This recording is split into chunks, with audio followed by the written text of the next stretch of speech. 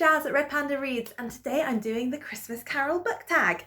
I got tagged in this by Laura Reads Pages, so thank you very much Laura for tagging me in this. I'd really recommend her channel. I'll link it below, go and check it out. So question number 1, The Ghost of Christmas Past, a book that was a childhood favourite. So I'm actually going along the same line as Laura did for this, and that is Inkheart by Cornelia Funke, who is a German author. Inkheart I just absolutely adored. It followed a young girl called Maggie whose mum mysteriously disappears when she's younger, and one day she comes across a strange man named Dustfingers who knows more about her past than he is letting on.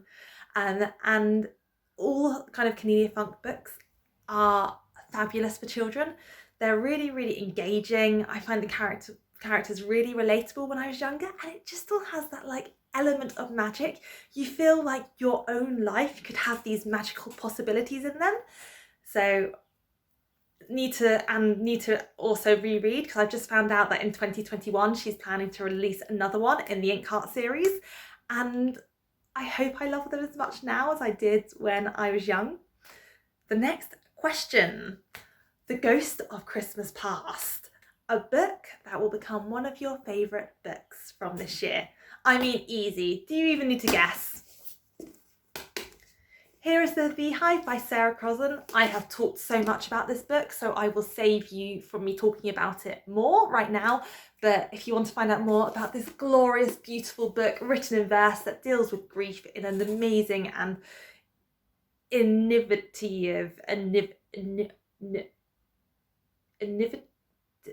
original way, then I would really recommend this book. Next question. The Ghost of Christmas Yet to Come, a book coming out next year that you're most excited about. So I'm not really sure about many books that are coming out next year, but I absolutely adored Heartstopper by Alice Osman, that I have here, that I read earlier this year, that follows two young guys who fall in love, and it's the most cozy, warm, sweet read. It just fills you with happiness and that feeling you get when you're young and you fancy someone, and all that just like sweetness. And she's got 2 other books in the series that I haven't read yet, but apparently a 4th volume is coming out next year, and I'm really excited to just read them all. And it's a graphic novel. It has such lovely pictures in it.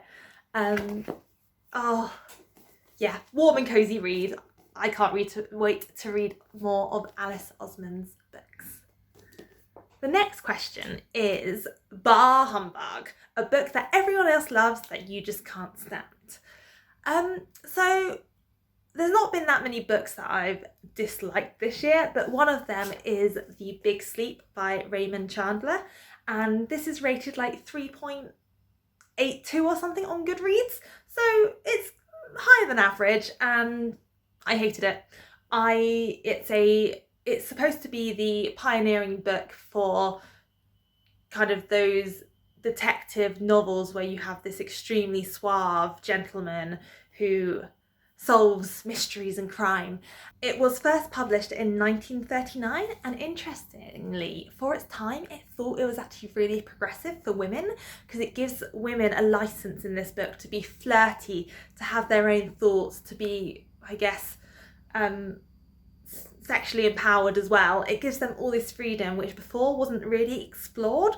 So that is good, but I do find that all these women are very much objectified within the book, and all the descriptions of all the women characters follow a similar line of their main trait is that they're attractive.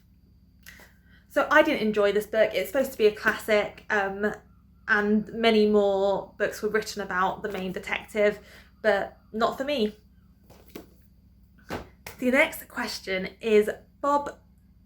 Oh my god, this is when it shows that I haven't read Christmas carols for a long while and I can't read my writing.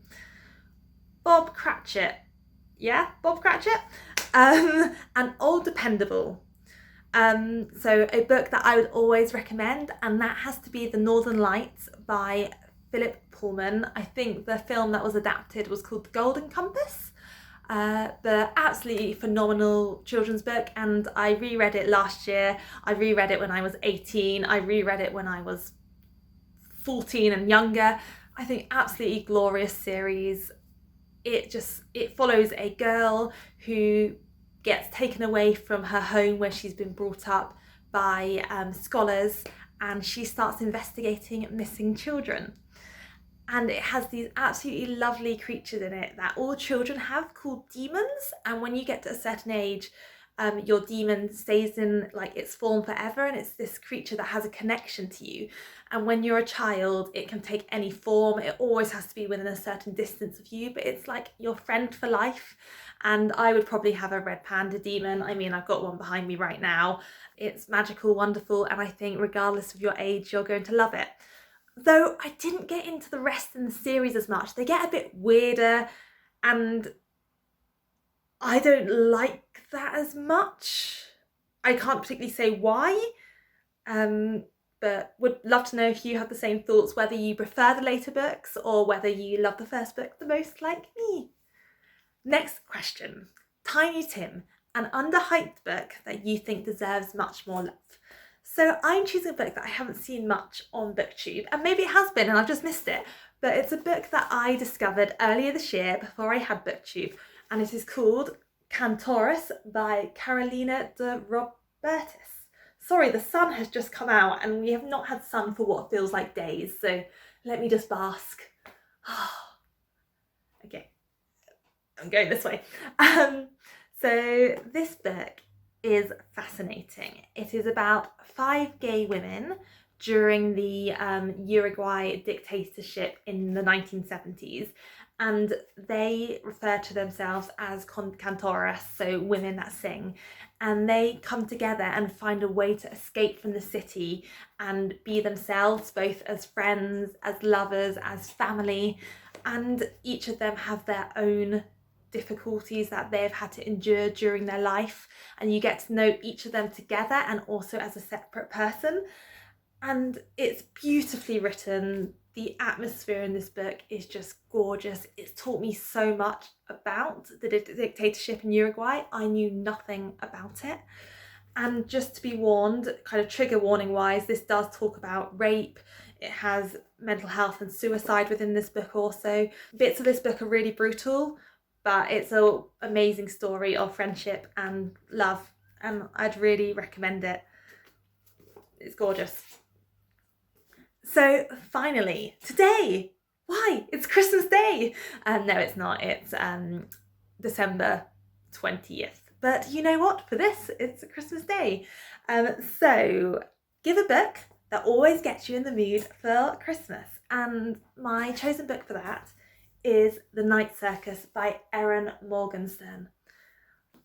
This is a magical realism book. It's about 2 people who from a young age are drawn into this game where the rules aren't exactly specified, and this magical circus of which is their platform for this mysterious game. And this circus is just magical, and that's what makes me think of Christmas. It's just, there seems to be endless beautiful possibilities. There is this one room which is just a garden made of ice. There is a wishing tree. There is kind of this playground place where you can climb onto clouds. It's just this absolutely gorgeous, magical place. It makes me feel magical. It makes me feel happy, and I loved it. And for my friends out there who didn't like the ending, you're wrong. No, you can have a different opinion to me. That's absolutely fine. I love this book. Anyway, I hope you've enjoyed this video. I have a few people that I'm going to tag. So I'm going to tag Pay Attention, who is a booktuber who does some really interesting videos looking at the history of different genres and different books. And I've been learning so much watching his videos. I'd really recommend his channel.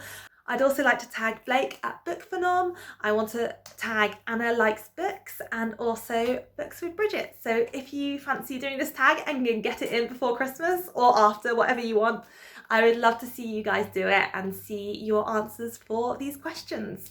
So take care, everyone. Have an absolutely glorious holiday, whatever you're doing and up to. I know for a lot of people this is going to be a really difficult year and a really difficult Christmas. And I'm just sending my love to everyone out there. And I hope you all find some wonderful books to read and can have a wonderful day despite these crazy times. So take care. Bye-bye.